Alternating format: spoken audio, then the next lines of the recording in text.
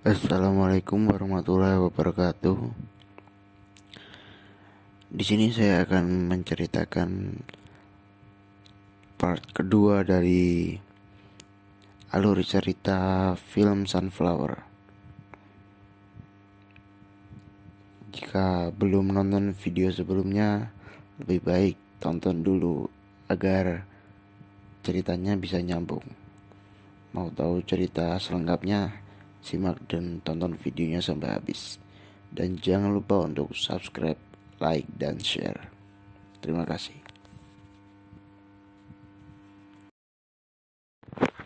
Dan akhirnya mereka pun pergi bertamasya di pinggir sungai. Dan pada malam harinya, Taesik didatangi oleh Byung Jin, wakil dari Chopansu. Di sana Byung Jin bercerita tentang rencana bosnya yang ingin membangun mall di sekitar tempat itu. Namun terhalang oleh restoran Sunflower milik ibu Taesik yang tidak mau dijual. Byung Jin pun memperingatkan Taesik agar membawa ibunya keluar dari kota tersebut karena bosnya Chopansu tidak segan-segan untuk melakukan hal yang gila.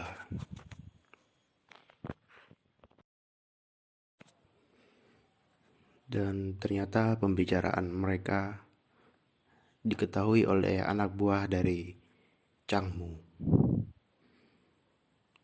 Dan Changmu dan Yangki pun berpikir bahwa bos mereka menawarkan pekerjaan kepada Taesik, yaitu mengurus klub Oracle. Setelah itu, Hyuju dan Taesik datang mendatangi dokter lagi untuk menghapus tato di tubuh Taesik. Dan karena Hyuju di sana terlalu banyak bicara sehingga dokter memarahi dia.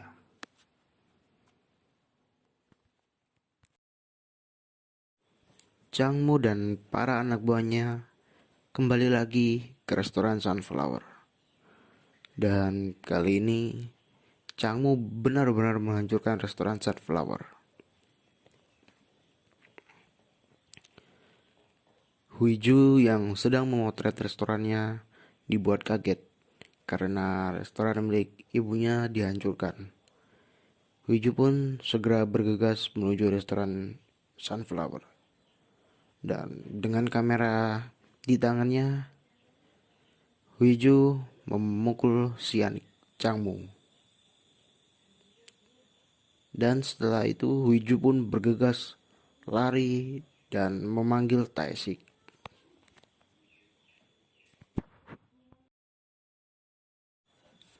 Taesik yang diberitahu oleh Huiju bahwa sedang ada masalah di restoran ibunya pun segera menuju ke restoran Sunflower. Namun Taesik telat karena Changmu sudah tidak ada di sana. Akhirnya mereka pun membereskan barang-barang yang berantakan di restoran tersebut. Dan kamera milik Huiju pun rusak. Namun memorinya masih bisa dipergunakan. Taesik yang sudah mengetahui orang di balik ini semua pun segera mendatangi Changmu. Dia meminta untuk diberitahu di mana Chopansu berada.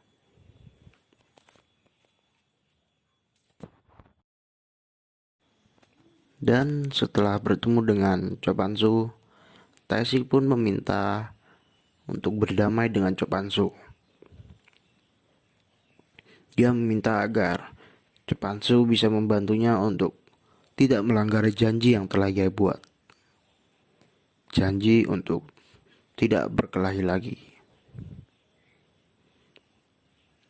Dan Chopansu pun menawarkan pekerjaan kepada Taesik. Namun Taesik menolaknya. Taesik berkata bahwa dia sudah puas dengan keadaannya saat ini. Dan Cho Pan-soo yang merasa terhina pun menyuruh anak buahnya untuk memancing amarah Taesik, sehingga Taesik pun berkelahi.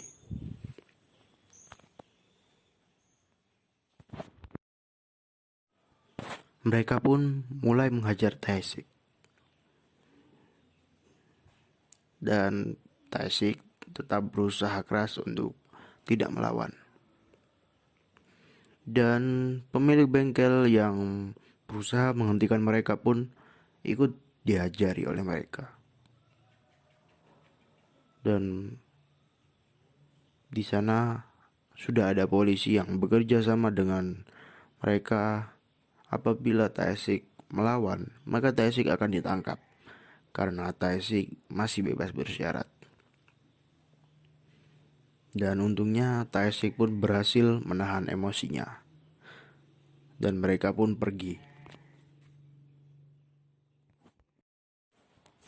Dan pada malam hari ketika Taesik sedang mengobrol dengan ibu angkatnya, seorang pria yang sebelumnya menyukai Hiju datang. Pria tersebut menceritakan fakta bahwa Taesik sudah membunuh anak dari ibu angkatnya. Dan anak tersebut adalah Choi Do-pil. Dan Huiju yang baru saja datang mendengar fakta tersebut. Ternyata Ibu Sunflower menjadikan Taesik anak angkatnya karena ia melihat bahwa Taesik sangat menyesal atas apa yang ia lakukan. Dan ia pun percaya bahwa Taesik pasti benar-benar ingin berubah.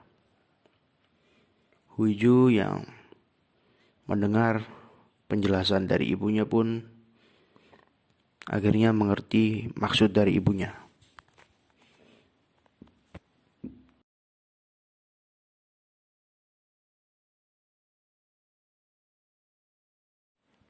Setelah itu, Huiju pun datang menemui Taesik. Di sana Taesik kembali meminta maaf. Dia menyesali apa yang telah ia perbuat 10 tahun yang lalu. Taesik pun berjanji bahwa ia akan pergi dari rumah itu. Huiju yang sudah mengerti maksudnya, ia pun justru menyuruh Taesik untuk tetap tinggal. Karena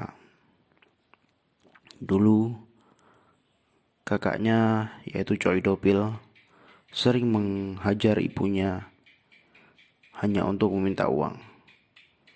Huiju sangat senang karena ia sudah pergi.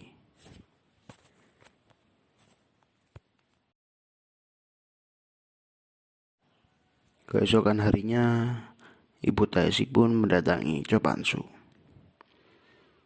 Di sana ia mengancam kepada Cho Pan-soo bahwa jika nanti Cho Pan-soo sudah menjadi anggota Kongres dan ia masih saja mengganggu keluarganya,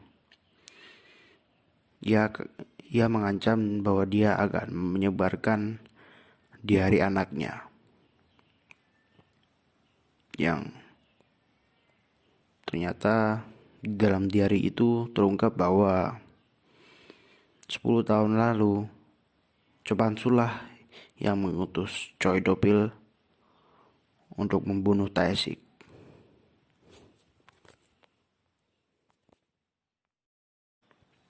Mengetahui hal ini, Byung-jin pun segera menghubungi Taesik. Di sana Byung-jin mengatakan kepada Taesik untuk berhati-hati karena ancaman yang diberikan oleh ibu Taesik membuat Cho Pan-soo tidak akan tinggal diam dan Cho Pan-soo pasti akan bertindak. Dan benar saja, Huiju lah yang pertama menjadi sasaran mereka Kala itu Hyoju yang sedang menyeberang setelah pulang sekolah, ia pun dipukul menggunakan batu bata di bagian kepala oleh orang tidak dikenal. Dan orang itu langsung pergi menggunakan sepeda motor. Hyoju yang terluka parah pun segera dibawa ke rumah sakit.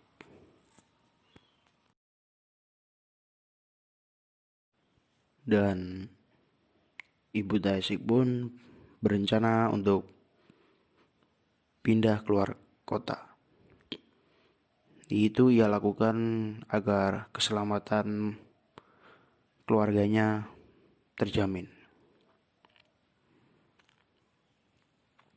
Taesik pun segera mendatangi gangster yang sedang berkumpul di klub Oracle. Di sana ia mengatakan kepada Cho Pan-soo bahwa ia akan meninggalkan kota dalam beberapa hari bersama keluarganya. Dan Cho Pan-soo yang sangat kejam dan licik, ia pun meminta tangan Taesik. Byung-jin yang sangat peduli dan kasihan kepada Taesik pun dia memotong urat nadi Taesik. Dan di sana ia mengatakan bahwa Taesik mungkin hanya mampu untuk mengangkat sendok. Namun setelah itu Byung-jin pun mengatakan kepada Taesik bahwa tangannya sebenarnya baik-baik saja. Dan setelah itu Taesik pun mendatangi Hyoju. Ia berjanji bahwa ia akan melindungi Hyoju meskipun itu menggunakan nyawanya.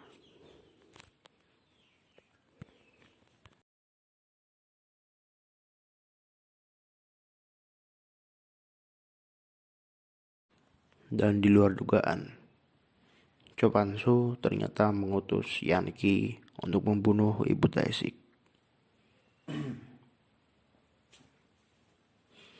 Taesik yang baru saja pulang sangat kaget mendapati ibunya gantung diri. Taesik pun sangat sedih. Tapi di sana Taesik mendapati sebuah anting. Dan Taesik pun tahu bahwa Yanki lah pemilik dari anting tersebut. Taesik pun sudah tidak bisa menahan amarahnya. Dia sudah mati-matian menahan diri agar tidak berkelahi, namun kematian ibunya itu sudah di luar batas. Dan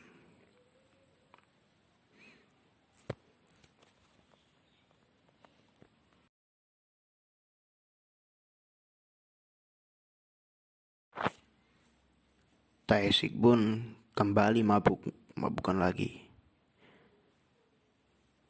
Taesik juga menangis. Dia benar-benar tidak kuat dengan apa yang sudah terjadi. Dan di lain sisi, para gangster yang sedang berkumpul di klub Oracle, mereka merayakan atas kemenangan mereka.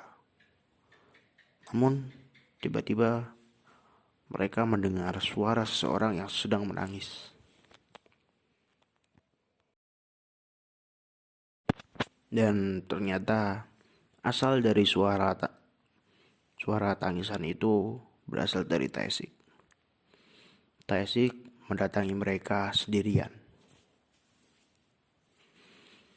Di sana Taesik benar-benar sudah tidak bisa menahan emosinya lagi. Dan anting milik Yanki pun menjadi saksi pembunuhan ibunya.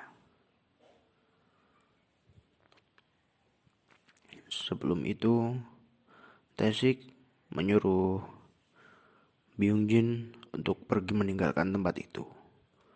Kecuali Byung-jin ingin mati. Byung-jin pun segera pergi meninggalkan mereka. Dan Tae-sik pun meminta terlebih dahulu siapa yang sudah melukai wajah Hyuju.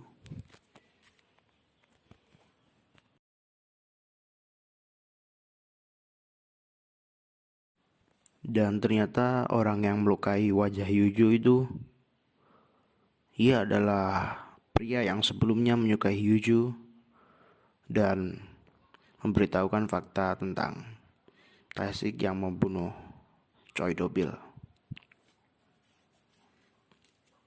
Dan sebelum Tae-sik memulai aksinya, pria itu pun yang sebelumnya menyukai Hyuju, dia menawarkan diri untuk menyelesaikan Tae-sik.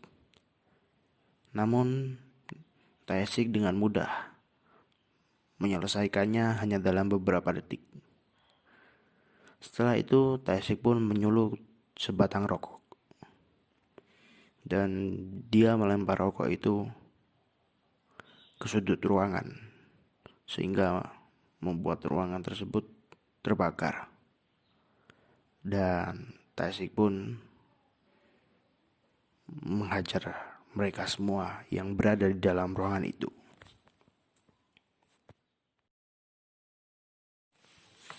Tae-sik cukup mendapatkan luka, namun luka-luka di tubuh Tae-sik itu tidak berarti apa-apa. Tae-sik benar-benar unggul telak dibandingkan mereka semua.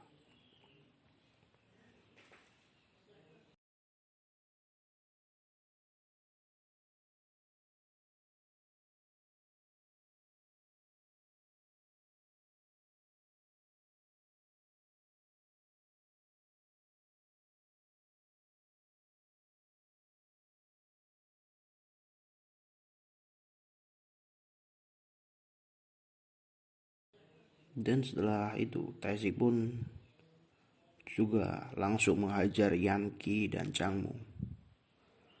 Namun Yanki berhasil menusuk perut Tae-sik. Namun Tae-sik pun tetap dengan mudahnya menghabisi mereka.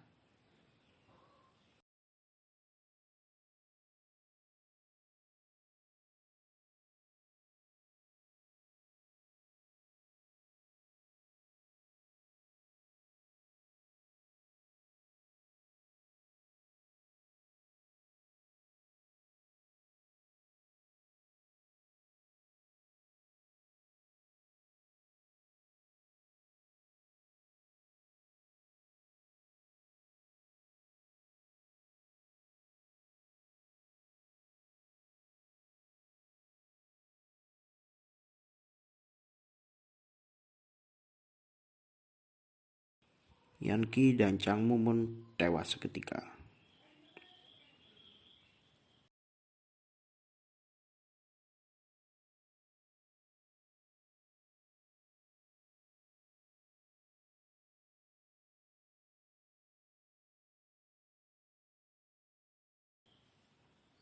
Setelah itu tinggal Cho Pan-soo dan Tae-sik pun menghabisinya.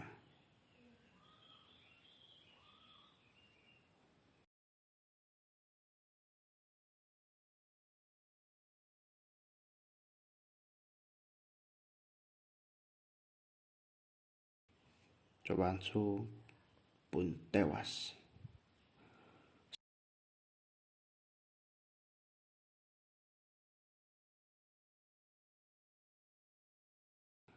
Setelah itu Tae-sik duduk di tengah ruangan.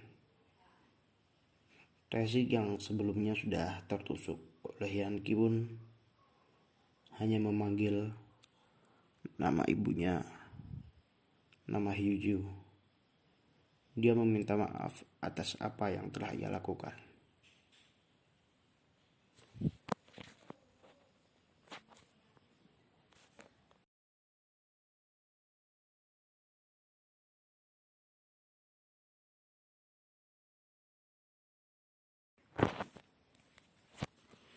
Tae-sik pun tewas. Dan beberapa tahun kemudian Hyuju pun menjadi seorang yang pintar.